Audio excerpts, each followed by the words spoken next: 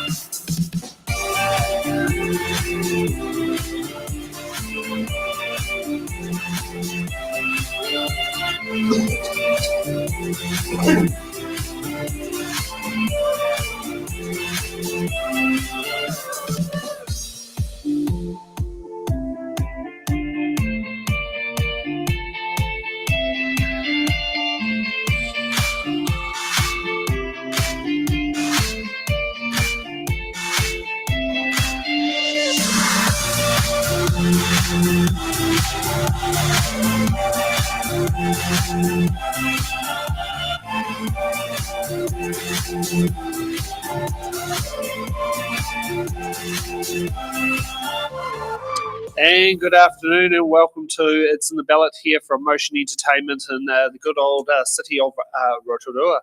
So tonight we have two candidates who are here. We've got Iwi and Te Taru. I'll make sure I've got the names said correct. Perfect. Who would like to kick off first with their 1 minute opening statement? No reira, tēnā tātou katoa. Nau mai piki mai ki te tākeretanga o te wako o te aroe mihi kauata ki a tātou katoa. I waku raurangatira mai tēnei o tō tātanei tākere tainoa mai maketu ki Tongariro. Ka tukuna nei te aroha ki a tātou katoa. Ko wai tēnei, he uri tēnei no te aroa tainui mā tātua. Anei rāu, hei tū I taku nei ringaringa ki tēnei tu āhuatanga. No reira, I aku raurangatira ko iwi te whau tēnei e mihi kauata ki a tātou katoa. No reira, tēnā koutou, o tira tēnā tātou katoa. Okay, thank you for that. Te Taru, ready when you are. Is it on? Are they all live? Right. Tēnā rā tātou katoa. E raranga te mai, whai mā, tata katoa e hui mai nei, I tēnei pō kei te mihi atu ki a koutou. Ia te taru White standing for the Ōkurei Ward Bay Plenty Regional Council. I have spent the first 10 years of my professional life working as an engineering geologist and scientist, far away from what this is at the moment. Having said that, after spending time in the mines over in Huntly as an engineering geologist, they corporatised it under Rogernomics, and I decided to make a change. I wanted to find myself as a Māori, so I went out of that job into a new dimension.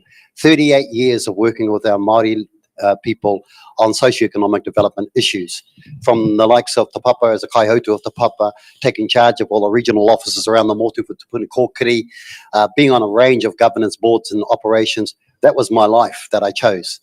Do I have a problem with that? No, I don't, except that rocks don't argue and don't talk back like how people can do. So there's a new dynamic and a new dimension. But for me, it's been absolutely rewarding. My last term on the regional council, I've learned a lot about what makes that organisation ticks. I've learned a lot about the barriers to development for our people and how to overcome that. So really, that's me in a nutshell. I'm looking forward to the journey ahead. Kia ora tata. Thank you for that. Okay, so we are going to get to the box questions now. Now, we're doing things a little bit differently tonight because we only got 2 candidates here. So when the candidates pick out box numbers, we'll be giving, both candidates will, one will pick the number, both candidates will answer the questions, and you're welcome to use either Te Reo Māori or English when it comes to the box numbers. So we've got between 1 and 28, or between tahi and rua te kou mawadu. I hope I got that. 8 wadu, yeah. Yeah. Trying to remember what it is. I'm not quite as fluent as probably used to when it comes to Te Reo, but numbers are my strong point. So, Te Taru, what box number would you like to pick first? Iwa. Iwa. That's No. Oh. Kotahi, number 1. Number 1. Okay. So let's get ready there. Okay, we have F for Foxtrot. Okay. Do you support greater investment in public transport, and how would you make it more accessible for rural communities? If you're looking at Tauranga, then that particular region is like Auckland, congested all the damn time. So you'd definitely be looking at transport.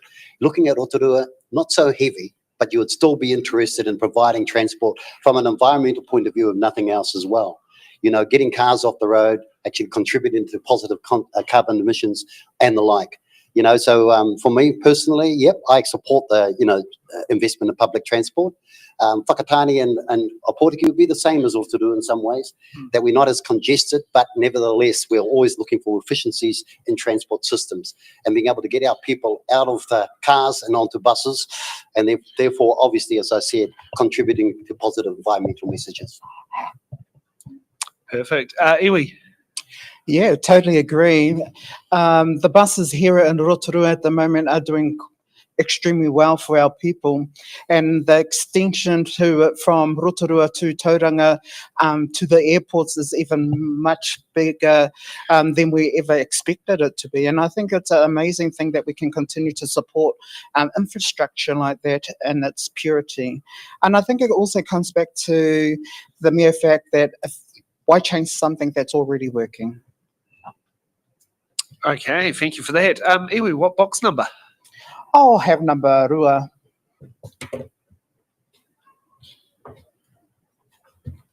Okay, we got J for Juliet. What steps would you take to strengthen Te Tiriti partnerships? For my campaign, Te Tiriti is a key foundation alongside Mokopuna decisions. The key partnership, I think the word is around equity, and around Māori, we sort of look at it as a sense of belonging and strength. If we have a look at the candidates by myself and also Te Taru, we come from a big background of influences in our lives that have been founded on the principles of Te Tiriti. And for the Bay of Plenty Regional Council, I think this is a value that you're going to get from both of us in that setting. And we are everyday Māori, so Te Tiriti is going to be an everyday thing in the implementation of what we give and what we get. Like anything else, it's about how we apply it and how we strengthen it to support all people within the Ōkurei area, but also within the Bay of Plenty Regional Council. Okay, Te Taru. Well, we have existing treaty settlements already. For example, Te Arawa Lakes Trust has a treaty partnership to look after the lakes. They own the lake bed and they have co-management requirements for the lakes. Very, very important taonga for our people. We all need to step up and take advantage of that fact that we do have the mana to actually exert an influence on how those are managed under a treaty partnership. We tend to forget that sometimes and let that slip and let the two big organisations in a space, well, they think they're the big organisations, Regional Council and Lakes Council, dominate the space. But we can't let that happen. We have to step forward and take advantage of the fact that we have a treaty partnership, signed, severed and delivered. This current government actually is not necessarily helping things, but those existing treaty partnerships we need to make the most of. They become the exemplars of what can happen if you do it well and do it right, and maximise your involvement and your mana around that table. Can't afford to sit back and just let things happen and go past you. So that's my view on that. Thank you for that. Te Taru, what box number? E. Sorry, not letter, number. Or number. Rima. Rima. Unfortunately, it is B for butter, which is something that can be talked about a lot at the moment. How would you stand up for your community interests if it differs from your own position? Yeah. Well, you know, if it differs from my own position, it's because I've actually accessed information that I thought is the right decision to make, right? So I form my decision on that basis of the information that I've seen. The question is, have our people and the people out there seen the same information? You know, because otherwise they're going to contest and have a different view. So we have to try and harmonise the information that is given to us. So I would argue that if I've got information, I will stand by it, but I will also be prepared to be open about what other people might think about it on the same information. So it's about information dissection, information sharing, making sure you're operating off the same song sheet. Because I would not necessarily back off because I had a different opinion. I would want to try to actually put it forward that this is the information. What do you think now? What are you saying that I can actually take on board myself? So it's about the meeting of partners, the meeting of people to come up with a consensus decision around the information they have. Okay, Iwi. Yeah, it's important to remember that we can't please everybody, but we can do is apply ourselves in the way that our people or whoever voted for us for that seat to be their voice. And I think it's quite important that we differ away from differences and actually go back to communication. If we communicate back effectively and if we communicate with each other, it makes our jobs as councillors or as people and as the voices of those ones that are in our area to have their opinion voiced at the table. I think that's the biggest part of our role if you're elected as a councillor. You become the voice of your community that you serve, and it's an open dialogue, so it has to come both ways. And the only way it will differ is because that you don't fully understand the contours of your area that you're working for. Okay, Iwi, what box number?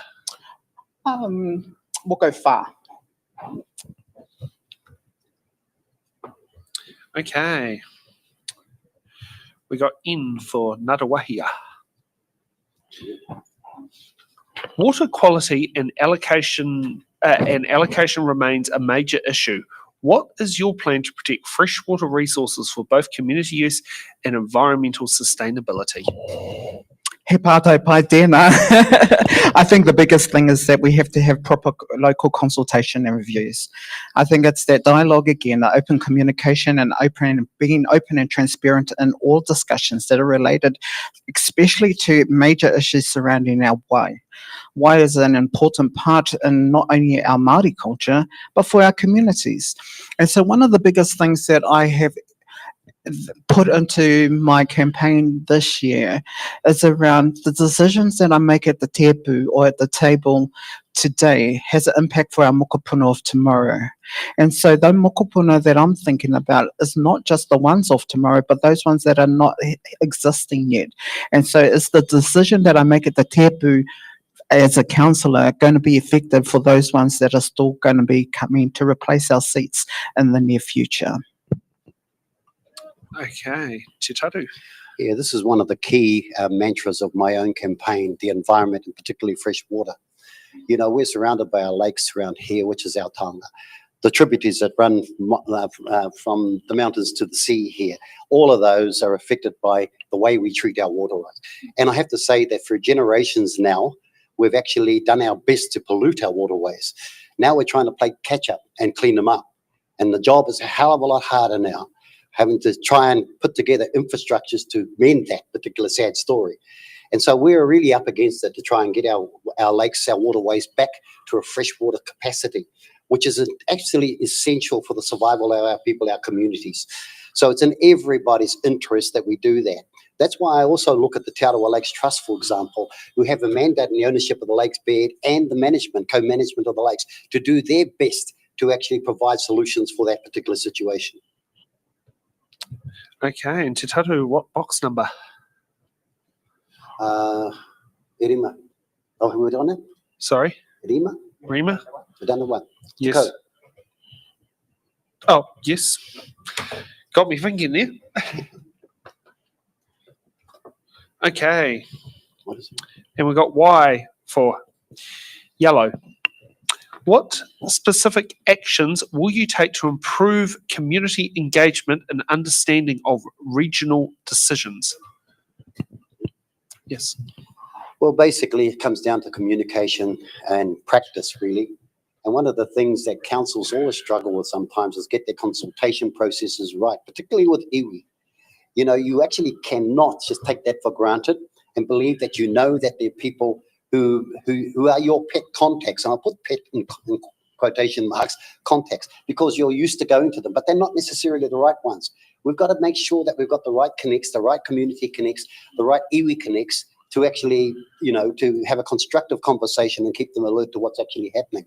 Quite often I'll hear that I know so-and-so, and so that's the people that I go to, but they're not the right ones. You haven't asked the right people the right questions or sought the right dimensions of that information you want, you know, spreading that sort of wider love to the people out there.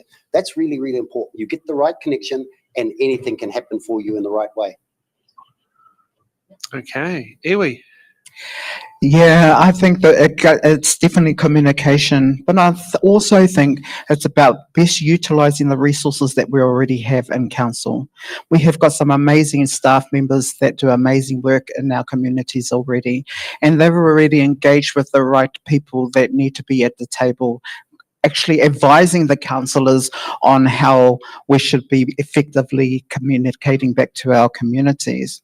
One of the best things I think that we can do is that create it as a time where we celebrate the communities that we serve, and actually having like a whānau day or something that celebrates that we can come to the table and actually open dialogue like this, have questions available where you can ask the councillors, hey, how can you best support our community with these sort of things? I think dialogue and support comes both ways, and again it's around us listening at for the table to be their voices at the end of the day. Okay, and what box number?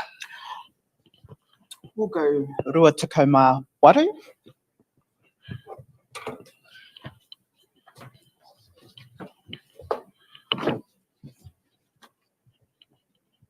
Okay, we got M for Murupara.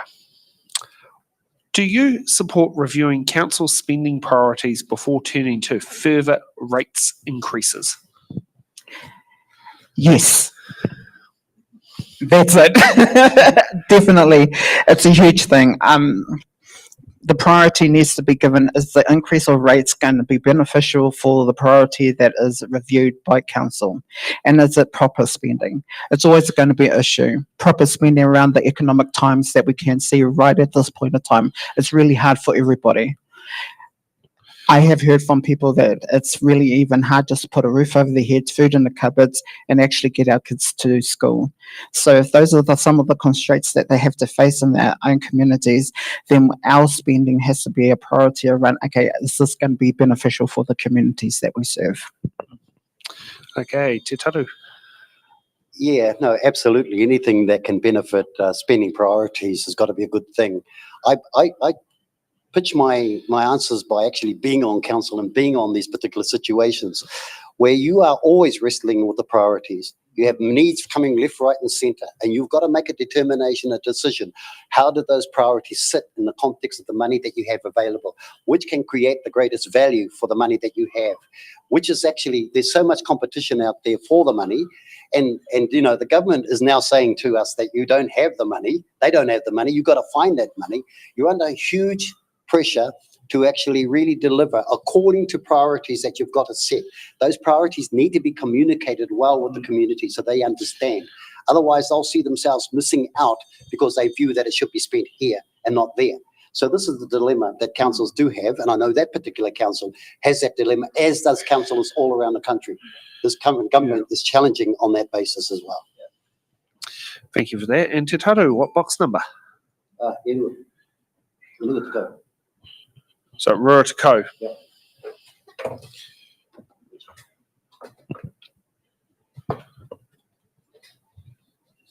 Okay, we've got H for Hapu. How accessible is the current regional council, and what steps would you take to improve its accessibility if needed? Well, I can answer that again from my experience of being on council. You know, it's always a contest to try and open up the doors and actually keep everybody happy that you maximize your communication with them.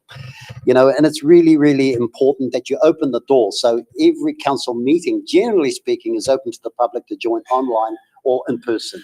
Only when matters of real confidentiality do you shut the doors. You know, and it would be good practice. At the moment, we only meet in Tauranga and Whakatane generally as a board. Be nice to see them come into Rotorua occasionally as well. But that building that they had got wasn't designed to take a large meeting. So therefore it defaults back to the others. So look, I'm absolutely, you know, absolutely supportive of the fact we maximise that openness with our communities. And how you do that has always been a problem child when you're looking at capacity to do that. But hey, look, I'm fully supportive of it. You could always ask Rotorua Lakes District Council to borrow their chambers for the meeting. You know, talk about good partnership between district and regional council. Yeah, that's a good idea. Yeah. Iwi. Actually, I was going to tell, what does Uncle say? But I think it comes back, he hokinga mahara ki taku nei kuia, he kitea akanuhi he kitea pai. When you are seen to be of a influence in the places that you need to be, your actions will speak for them.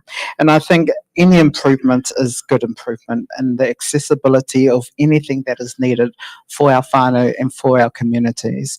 And the current stuff that I need to acknowledge Uncle Te Taru about is that he's always been engaging for our community, and that's why I take light in the steps that he has created, where people like myself are inspired to go and actually walk in the path that he has done and add your own flair. And that comes back down to community. It comes back to community, your iwi, your hapu, but communication is the key. And it comes back to around how you apply yourself at the same time. Thank you. Iwi, what box number? Oh, rua te kaumawhitu koa. Okay, we've got X for xylophone. As a councillor, how would you work collaboratively with your fellow councillors to deliver on your promises? He pātai pai te ko tēnā. I think the biggest part that we have to do as councillors is to work collectively as a team. As a sports team, you have all the different values of every single person on your team. You have a role, you have a part to play. And in the council, you are so similar in the same sense. We all have a role to play, but we also bring certain unique skills to apply to make the common cause better. And I think it's not until we have those open and robust discussions that sometimes we're going to have these debates around, but those are robust discussions that need to be happening, or people wouldn't put us into those positions to be at the table. And so to answer that question, I think the biggest part is that when you apply yourself, you get the results. And Te Taru. Yeah, collaboration is nice to have, but quite difficult and challenging when your elected members come from different political parties, different parts of demographics, and so on and so forth. So you've got competing interests immediately around the table. And also from a Māori point of view, on the regional council, you've got 3 Māori seats and 11 non-Māori seats. So you've got that battle to overcome as well. So the issue really is, how do you draw alliances that actually matter to everybody, that matter to a common interest of actually improving our situation as a region? That is the journey. So if the 3 Māori ward members are working together and tight, then they can articulate a stronger story and picture to the other members of council, despite their political leanings. That is the way to get it across the table. And my own experience has said that that's a successful pathway in order to make things happen. Otherwise, you're going to be fighting all the time and you're on a losing streak to nothing. So that's it. When you're actually outnumbered, you need to have those alliances and draw that intelligently. Sounds very constructive. Te Taru, what box number?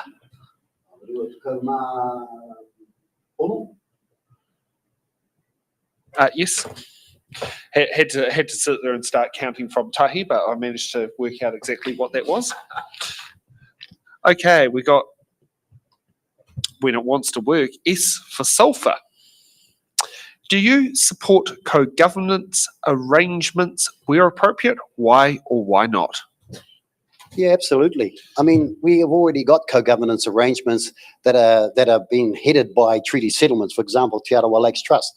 It works in partnership and cooperation with the Regional Council and Lakes Council. But they've always been the main stool, leg of the stool as far as I'm concerned. So that works. We've got co-governance going on with the Kaituna River, all those sorts of things. So, yep, it's important. I absolutely support that. It gives us a strong voice in how these particular areas of partnership are working. So, absolutely, there's no question about it. These co-governance arrangements at the moment are actually working for us as best as we can apply them. Okay, Iwi. Yes, definitely support the co-governance stuff. And like Te Taru said, when you work collaboratively together as well, you actually get better results and great results.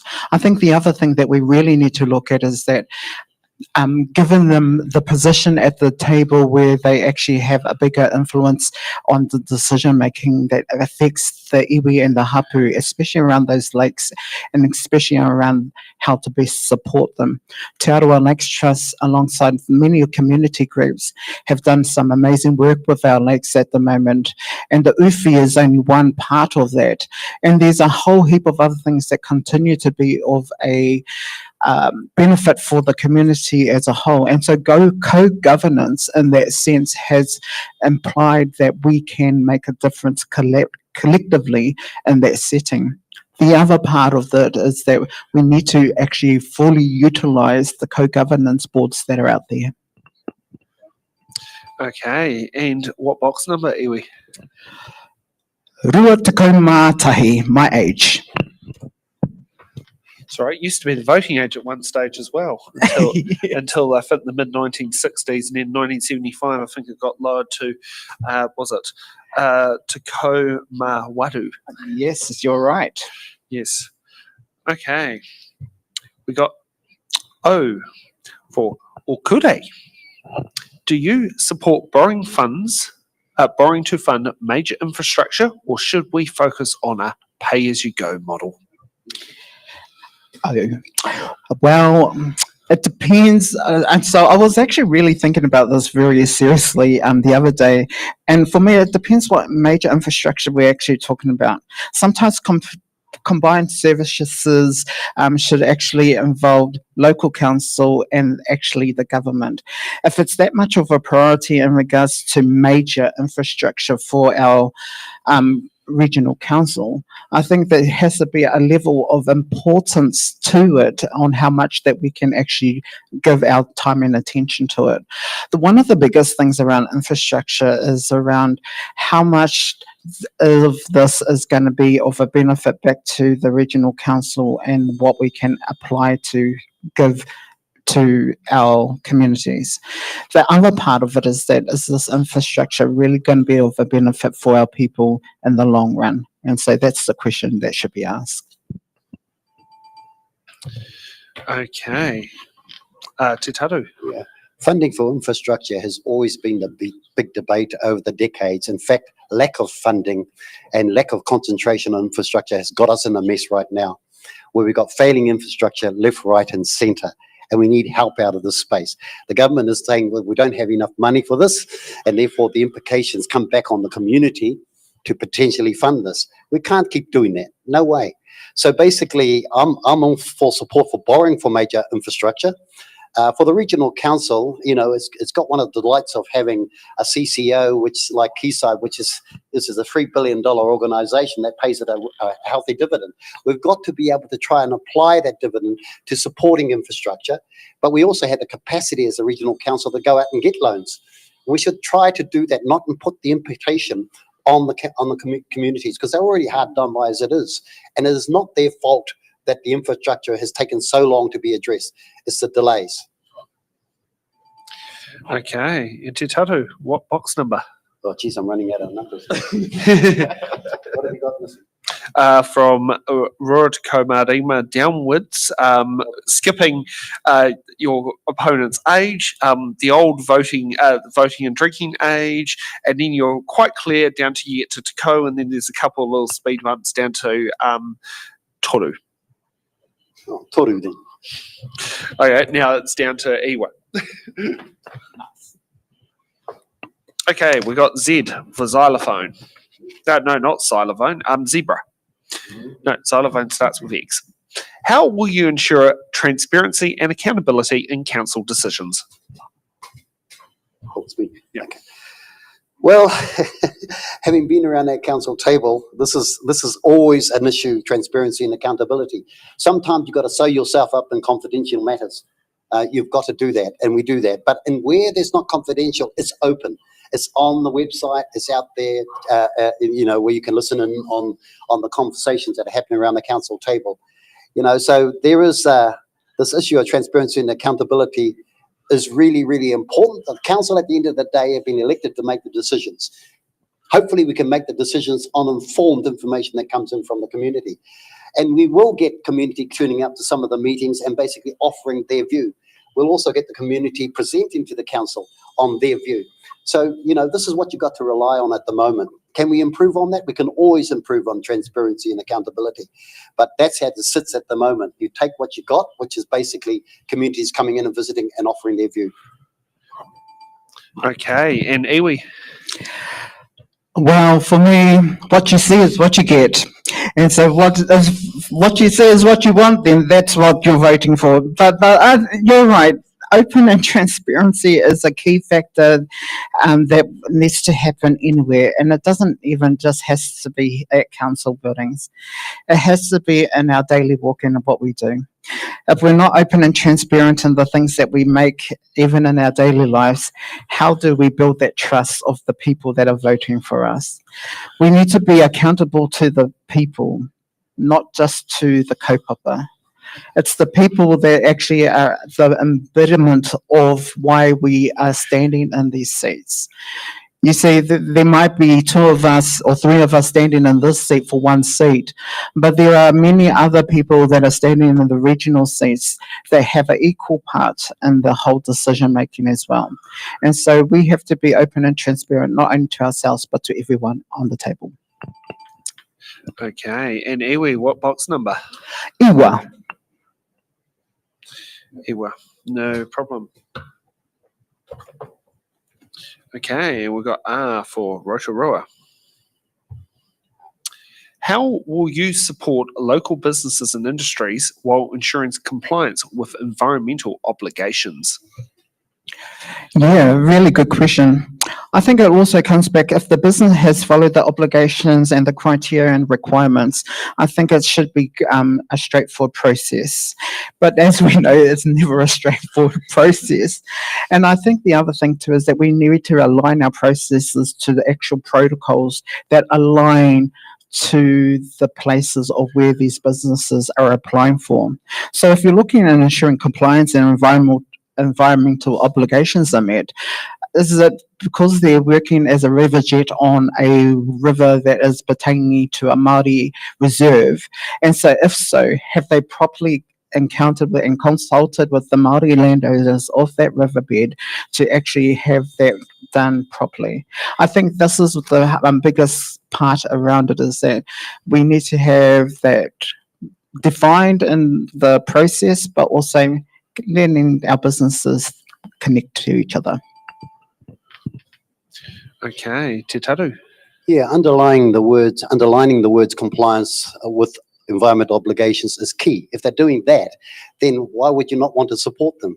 The reality is, however, that we've been through quite a few changes with dairy farming, for example.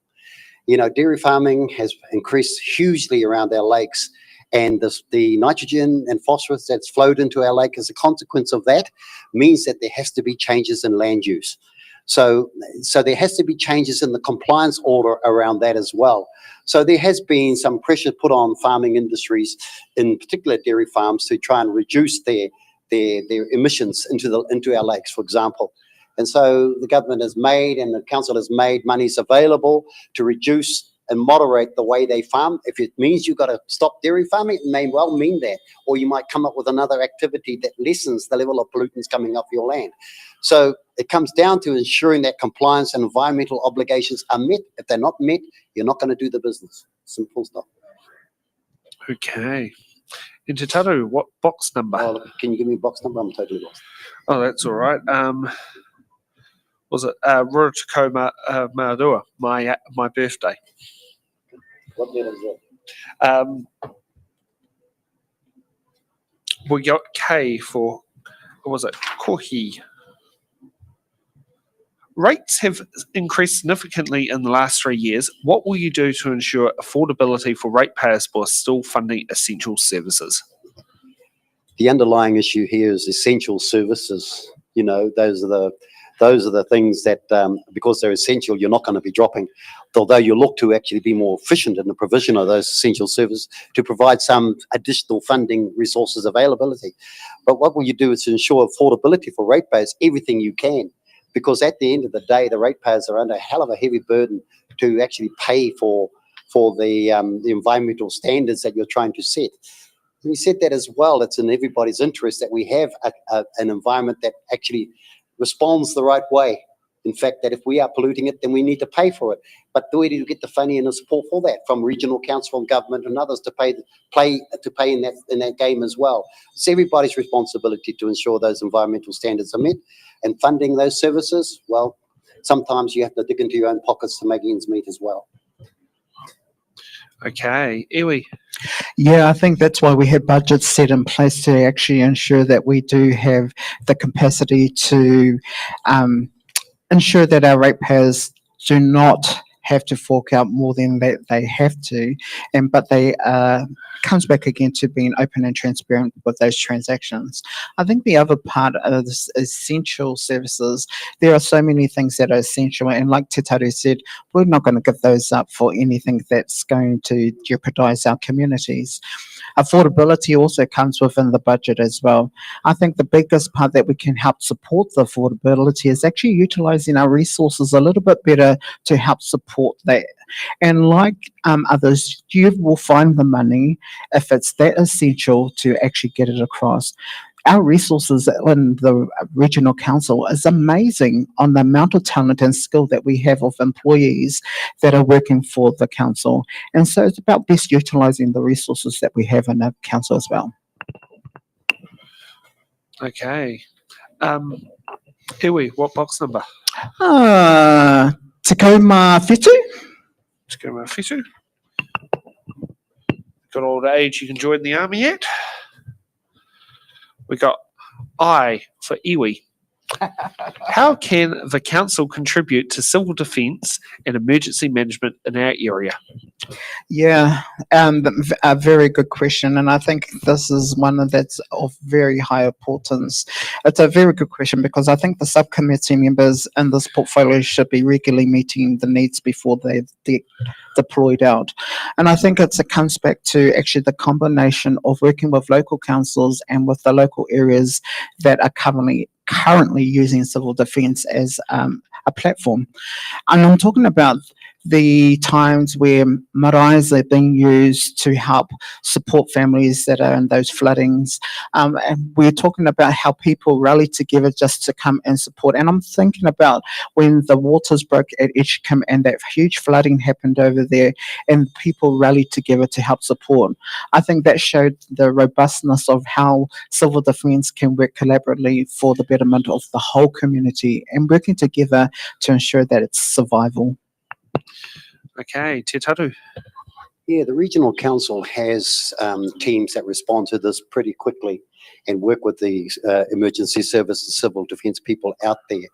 And he was right, our marae become favourite gathering points and have the ability to cater for large numbers of people in these types of emergencies. So marae are central to it because our people know how to come together instantly and actually be able to have the capacity to deliver the services much needed to our people in that sort of dire straits. So the council does have these teams available that can respond in quick order. And, we're always looking for the perfection in how those teams operate. From my experiences, they operate very well, and there's a limit to how much you can do, but they do their best to actually service the community with the cooperation of iwi in a number of particular situations. Okay. And Te Taru, what box number? What was the box number? I'm lost. Ono? Was it? Ono, was it? Ono, yes. Yeah. Or not? Ono, yeah. I was over my head. I was like, it's definitely 6. It's not 9. Yeah. Okay, we got C for Charlie when my Stream Deck would like to sit down there and work. Okay, we're going to, it finally has how we ensure the unique needs of the Ōkurei constituency are strongly represented at a regional level. Well, you need to have our Ōkurei representatives working with our general representatives for the Ōkurei region, Rotorua, working well together as a start. Secondly, you've got to make sure that your Ōkurei representative is working well with the other Māori representatives in the other regions. So that's collaborative thinking, creating scale to influence change for the better, for your particular communities of interest. That's the nature of the beast at the moment. You've got different demographics, as I've said before. People arguing for what's best for their particular area. I am definitely committed to Rotorua, as has by other colleagues been as well. Then you've got to take it to the main part of the board and convince the rest of the board members. I've always used my Māori counterparts in order to try and get it through that actually it matters to Rotorua. What matters to Rotorua can matter to you too when your turn comes up. So it's that sort of situation from experience that you've got to try and harmonise the collectivity and make the most of that. Okay, Iwi. Yeah, I think it comes to that word unique. It's very unique to be even in council, isn't it? So the strong part comes to what you can offer to the people that you are working for. And Uncle Te Taru is right. You've got to work collaboratively with other councillors to achieve the best results for your area that you are standing in. The other part of it, and it comes with huge aroha, is that we need to remember where we come from and who we're here for. The biggest part around it, and it's been a campaign slogan for myself since the beginning, and the team have been making huge progress with it. Mokopuna decisions is not just a word or a phrase. It's about the betterment for our mokopuna of tomorrow. Okay, Iwi, what box number? Okay, now I'm getting lost. Rua Tekau Mātoru? Yes, we can do that.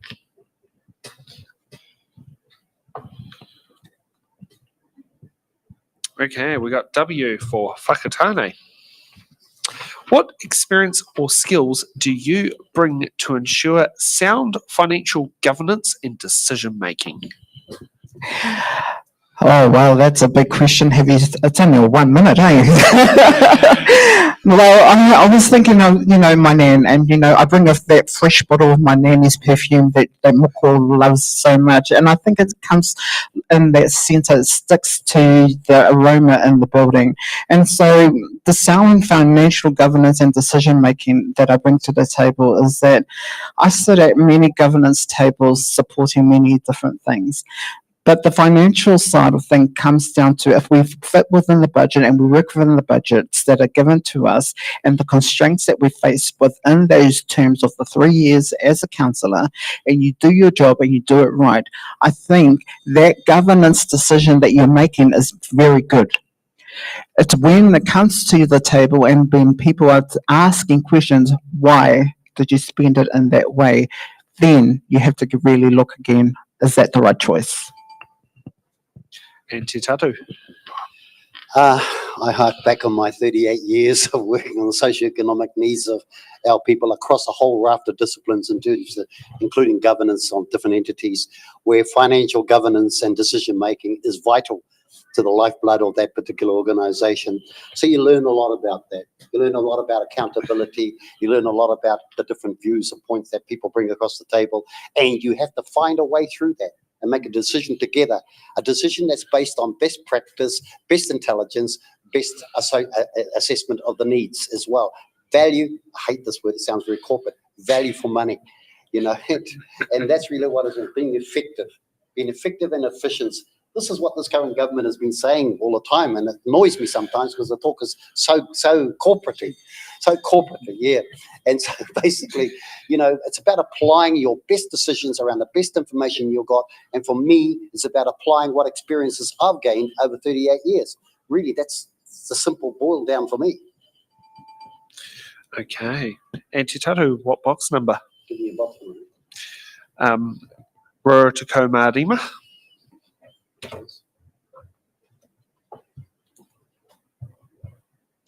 Okay, we have E for echo.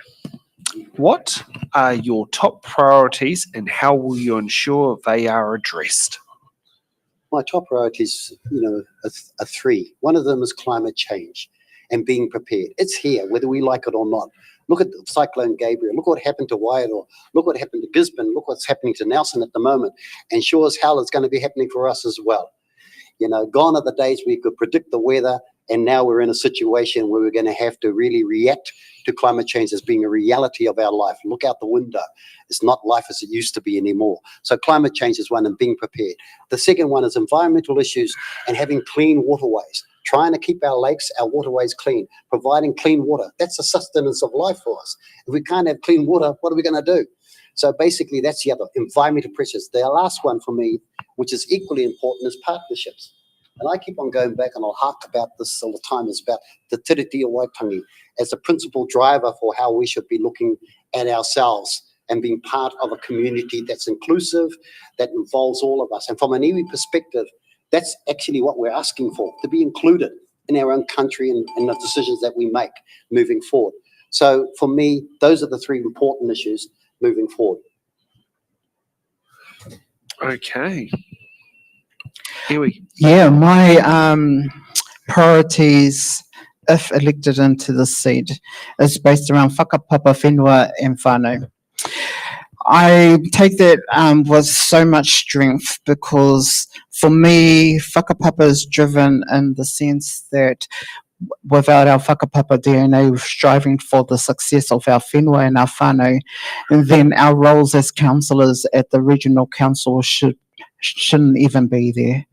And we should already be the priority at the tables at that point of time. Mokopuna decisions, like I said, it's around allocating ourselves to be the best mokopuna that we could ever be for our tupuna that have left the platform for us to succeed in. And I stand on the merits of not only the work that our Uncle Te Taru has done, but the merits of every single Māori person that has stood in the Māori seat before and has strived for the success of the people in the areas. Okay, and iwi, what box number? Tacoma Tahi? Yes, that's still there. And we'll leave the other cheeky words that come with it to ourselves.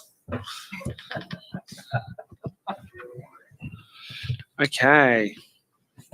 We got L for Lima. How do you plan to balance the needs of rural communities with those of our urban areas in the region? Yeah, I believe in teamwork, right? And I've said it from the beginning. As a team player, you have to help out your cousins on the other side of the lakes. We do that quite often from Maria Turutuiti, very strategically, as I must add. But I say that with so much pride because it's a question that needs to be balanced between the needs of what the outcome is needed for that situation to happen. And so when we talk about balance, we're actually talking about equal opportunity and equal words of encouragement, or making sure that rural have got the same accountability status as what anyone else would have. That's what it basically means. What I'm saying is that equality means quite a lot when it comes to rural and urban areas. And so as a region, we should be working on a balance that actually best suits the needs for the Bay of Plenty Regional Council. Okay. Te Taru. Yeah, there's a definite imbalance at the moment. You know, the focus has been on the urban area because that's where the population is largest and the demand is largest.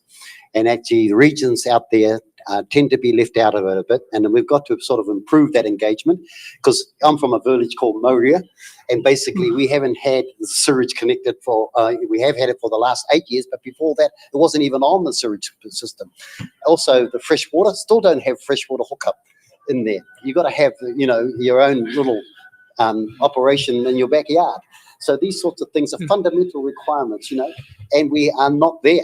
So there's a need to actually balance that. Very, very fundamental need to have access to fresh water. Some of our people are still pulling the water out of the Ōhau Channel, for God's sake, you know. So those sorts of things have got to stop. So that sort of attention of spreading the love, the aroha to our people out there, particularly fresh water, particularly sewage, and particularly those sorts of things are important. Yeah. How did you manage to get the sewage connected but not the fresh water? Because normally it's the other way around. I know. Yeah, it's like I used to live rural live-in, and we used to have this, what we call it trickle feed. So whenever the water tank ran out, with use on trickle feed, it took 8 days to refill. Only time we used to use it was in summer. But, you know, you don't have that as a backup option, but we were on a septic tank. Well, up to 2011-12, we had sumps, you know, our sewage was going into sumps. Yes. Sumps, until 2011-12. And our drinking water was still taken out of the groundwater if you had some money to put a well in. Otherwise, some people just let their pipes into the Ōhau River or into the Ōkawa Bay, drilling water straight out of those. Oh. So, you know, it was poison stuff. Could be all, but oh God, I hope they were voluntarily doing boil water notices on their own water supply. It was about survival, right? People just made or do with what they had, and it was about utilizing the resources at that time. And I think it's some of the learnings that we need to take away with it as well. There actually came some really good stuff from the learnings from that sort of stuff. I used to always watch my nan and my koro making sure that the tanks were always full for us when we were there as kids. You know, I was a geologist in my background, and when I was a state coal, I actually come to Roto to Maria and put down 9 water wells. Actually got some using the techniques that I knew from the mines, just to get water, you know, some water, get some sense of clean water. That was always a challenge. Te Taru, what box number? Give me a number, mate. Tacoma Rua, 12. Okay, we got A for Alpha. Do you support political party endorsements of local government candidates? Why or why not? Well, you can see I'm wearing a particular political message on my lapel right now. You know, I've had Māori Party endorsement for this particular campaign. And I did that because I've been a Māori Party member for 2005 when Tariano first walked out and formed the party, you know, and then they formed it on the foreshore seabed, and it's come back in again. This government's having another again to try and dilute it. So, you know, I'm a very much in favour of that party endorsement. I won't change it. And for me, it gives us sort of a sense of scale, that we can scale up the influence. You know, we can say what we want from a party political point of view. I am not necessarily agree with everything our party says, because when I'm around that table at the council, I am the toru white. I will make the decisions I need to make. But really the driver for that is the principles of the tiriti o waitangi. I hang on that, you know, that actually trying to make the best of that particular position, and doing that and staying with the Māori Party is their mantra.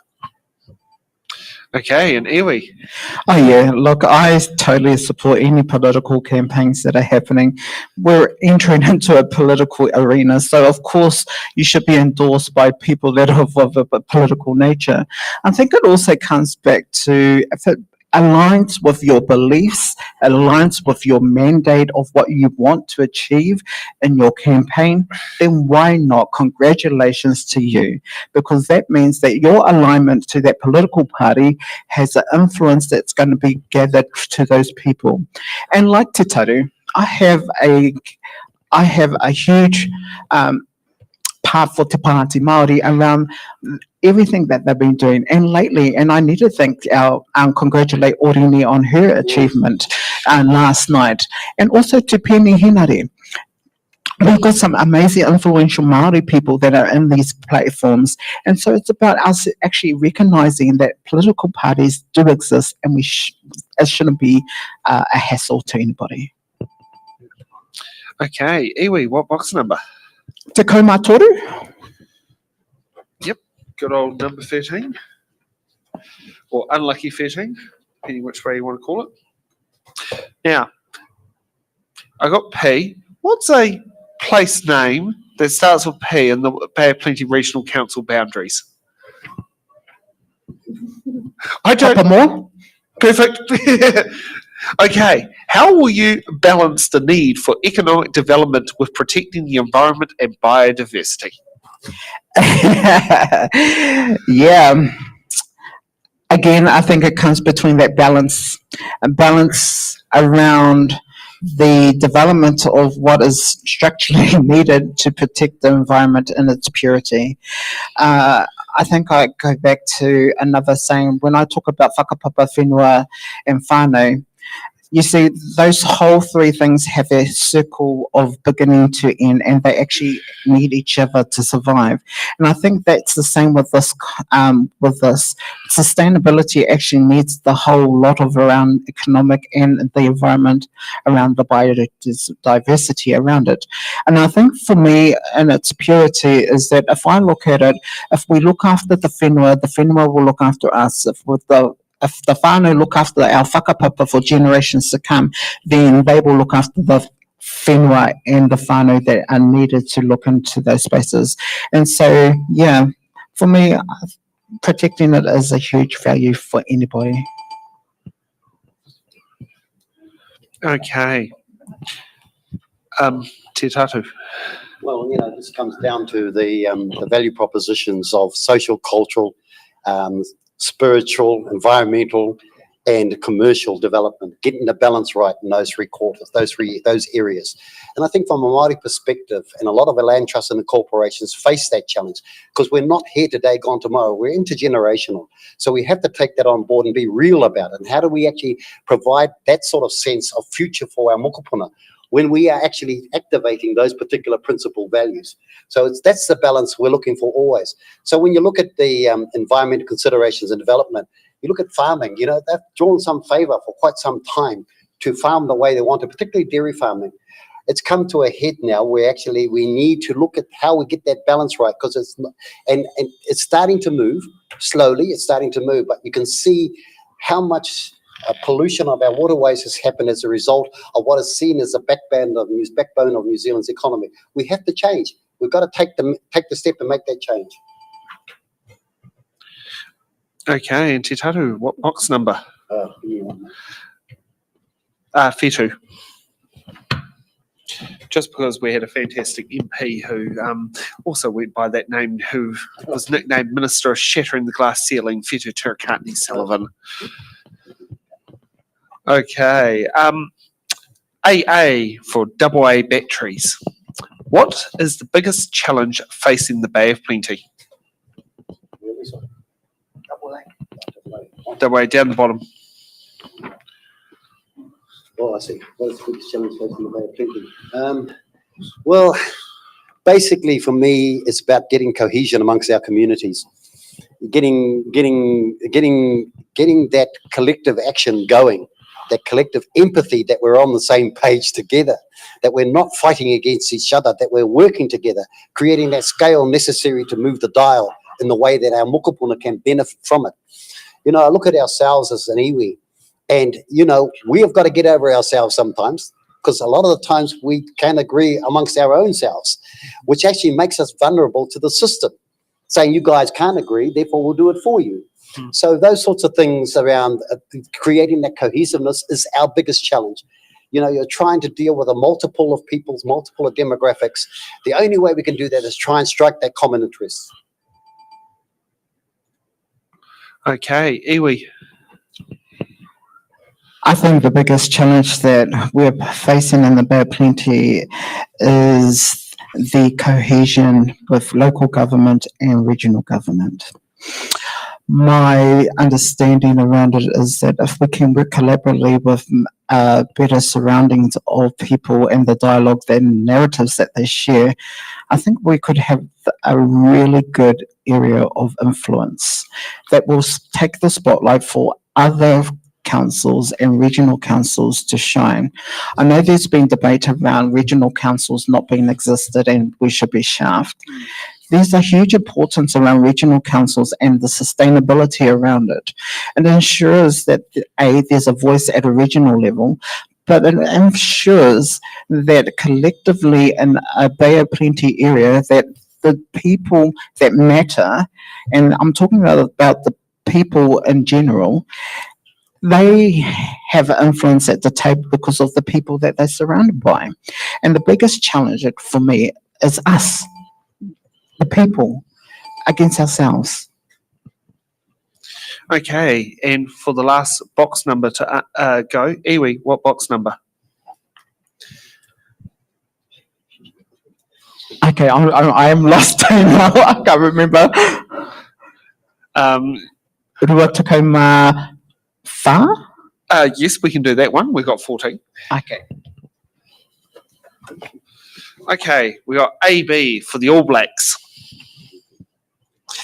How will you support the implementation of Te Mana o Te Wai principles in regional decision making? From the beginning, it has been my stance to being present, being aligned, and continuously updated by our whānau leading this project. Both Uncle Te Taru and I know a few people that are leading in this matter, and they have got some amazing skill bases, and I am guaranteed that the influence that they have in regards to this is going to be a game changer for everybody, and it's going to work for everybody. I would have thought I was going to come up with one of the hard-hitting questions, but you know, I think the team, as long as the team is working together and ensuring that the outcomes around the principles in this claim fits Te Puna o Te Wai order. It's around the cleansing and it's around this the longevity of this whole kaupapa around our wai. And Te Taru. Yeah, I think the notion itself, Te Mana o Te Wai, is the key. It says it all. Putting the water first, you know, from drinking water, access to it, its cleanliness and everything else that comes with that. You know, it's interesting that the government of the time has sort of reordered the priority around Te Mana o Te Wai. So that's a challenge for the councils. It's a challenge for people as well in the context of looking at water and how important it is to us. You know, so diluting that space by those sorts of comments at the central political level is not helpful. You know, it's distracting from what is most important to human survival, to our survival. And our people will be very, very vocal around this particular point, will not move off it, in my view. Te mana o te wai is something so important and integral to our culture and our safety and our future for our mokopuna. Get diverse from that and we're in trouble. So that's all I've got to say. Okay. So should we take a quick break or should we just go straight into hard-hitting questions? Let's go hard. Yeah. Okay. Can you roll the video clip, please, Henry?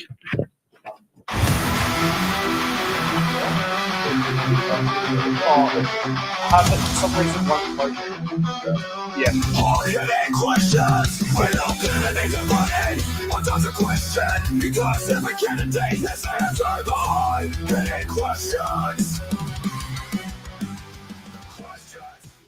Okay, so here are the hard-hitting questions where no candidate can use their button cards. Well, that's known for this show.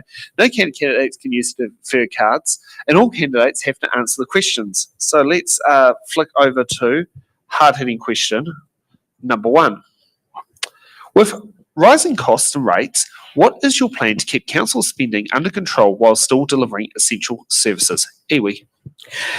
It comes down to remaining open, transparent, but also remaining diligent to the budget, ensuring that the essential services are not going to be tampered with in regards to any of the budget changes that align to it. The biggest thing is that we have to ensure that every decision that is made at the table continues to be with them put in mind that A, it meets the needs of our people, and B, it fits within the requirements that we are mandated in as councillors of the regional council to serve our communities with the best interests at heart. Okay, Te Taru. Yeah, it's incumbent upon councils, full stop, to ensure that council spending is under control. So it comes to how they're working together, how they put the information together, and that information comes from the operational staff, making sure you've got good staff, you've got good leadership of the operations to channel the information to you. That also means that information coming from communities, feeding the operational staff so that they can make recommendations to the council. That's how it works. If you have bad information coming to you, you're going to make a bad decision. If you had koretake or not good staff, it's going to be you're going to get useless information coming and problems. So the whole issue is that transparency that we mentioned before, that connection to community, how that information is fed into the operational staff who use the expertise, and how that information then comes bundled together to council. A good council should be able to make the most of that information and make the best decisions for our ratepayers and keep the costs under control. That's the job. Okay, let's get on to hard-hitting question number 2. What role should Māori landowners play in shaping the district's development and resource management? Te Taru. Play a significant role. We're major landowners. If I look at Rotorua, most of that land is owned by Te Arawa, by our own people. 90% of the land out by Rotorua is our people out there. Go down south and around Ngāti Whakaue, they own most of the land around the city itself and a lot of land inside the city. So we're major landowners. So we can really call the shots when it comes down to future development of the lands around us. And we should be in that space looking at it by applying the value constructs that we bring with us from years gone past, from our own culture, around social, cultural, educational, and spiritual and commercial needs, getting the balance right. So we must play a major role in that because we are major landowners. We have treaty settlements as well. The lakes itself, we enjoy the serenity of our lakes, and we want to enjoy the quality of our lakes as well. So we play a significant role, and we must be heard. And iwi. Yeah, like Uncle said, our tupuna are the original landowners, right? And their development plan was so robust that it never failed a heartbeat, basically. And I think that comes back to if the development and the resource management still covers the mere fact of having a roof over your head, food in your cupboards, and sustainable education for your tamariki mokopuna, I think then your development and resource management plan is going to form tremendously, right? And I think it comes back to the identity of sense of belonging. The role should be around whakapapa driven, whānau centred and engaged to the whenua, because like I said before, whānau will look after the whenua will look after the whānau, and then it comes back to a generational time of succession. And so that's what we're looking for. And, it's like that Lion King thing, the circle of life. It comes back in full circle that our tupuna had some amazing things that they did back in their day to help support our people. Let's go back. Okay, now let's get on to hard-hitting question number 3. What is your position of retaining the Rotorua Lakes District Council Te Ipuku Wai Takitaki Māori Ward and the Bay of Plenty Ōkurei Māori Constituency, and why do you hold that position? Please note that the referendum only applies to the city council, to the district council, not to the regional council. Yes, so Te Ipuku Wai Takitaki Māori Ward is a huge benefit for anybody. It's our right. It's part of Te Tiriti. It's a guaranteed seat of decision making at the table.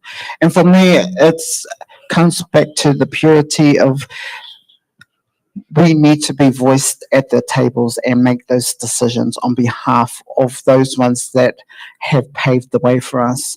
We put our hands up to stand into these seats of influence, not because we vote in the Māori wards and stuff, but we put our hands up because we believe that these are essential positions of influence for our people, and they deserve the right to have a seat that is embedded to help support the narratives of our tupuna and of those ones that have paved the way. And for me, it's a position of retaining not just the seat, it's retaining our mana motuhake. Okay, Te Taru. Yeah, this comes back to the whole sense of partnership. Expectations when we looked at the treaty, Te Tiriti, we was an equal partnership where there was a sort of a 50-50 understanding. We got a hell of a lot less than that when it came down to settling the treaty claims, for example. And this is on the back end of that as well, giving us these Māori wards. Actually, it's the best that we've got right now, and we must make the most of that. But it is as well short of what we would have expected in a real partnership. But like I say, the regional council, you mentioned the regional council, it is a tuakana of Māori wards established in 2001 under its own legislation. Is it done well? Well, it's about the best we've got at the moment. I would have liked to have had more because you're still outnumbered in a situation where you've got to make decisions where numbers count. So you're still having to work a hell of a lot harder than your other colleagues in order to make the change you want. You look at the district council in Rotorua and you look at other councils. They're outnumbered 3-4 to 1.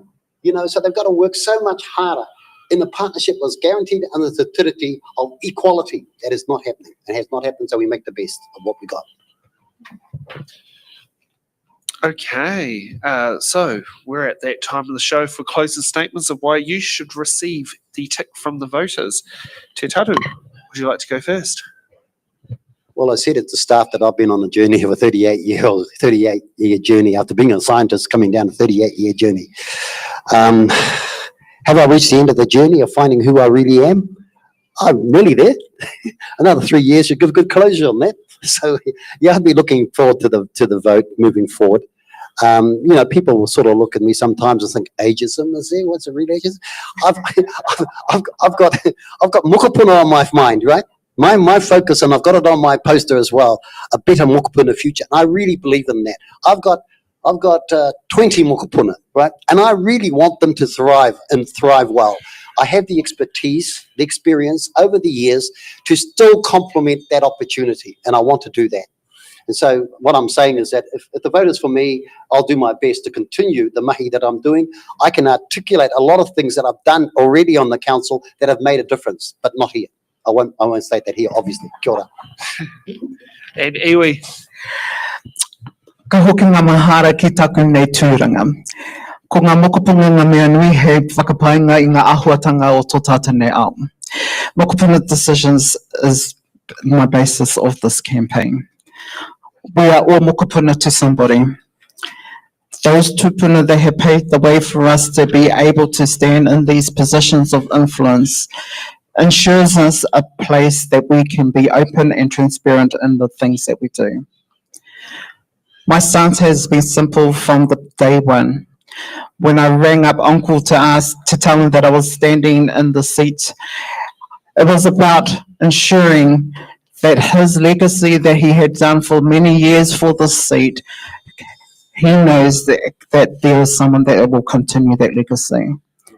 But that there's somebody that is in equal partnership in the same vision and mindset of moving forward. Tēnā tātou.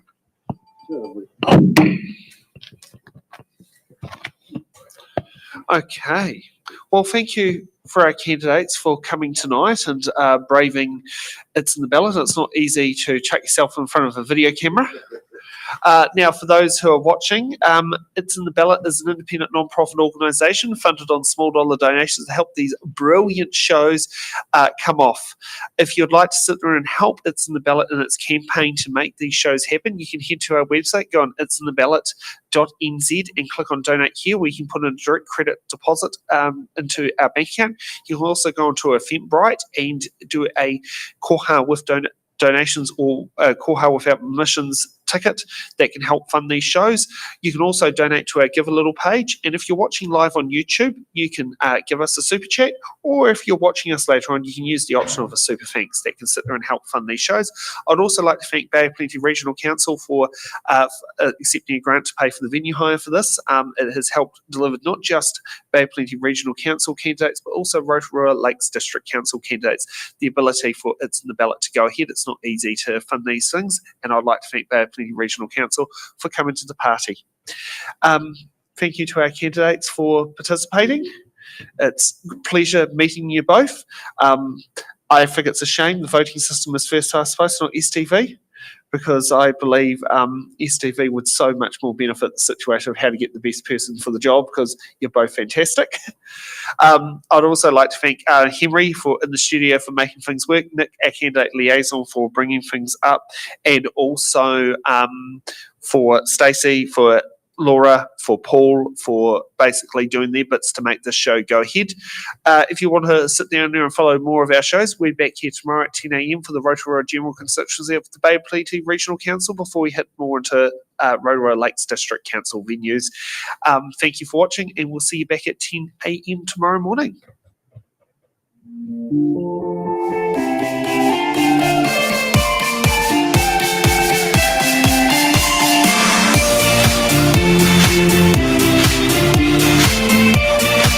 Thank you.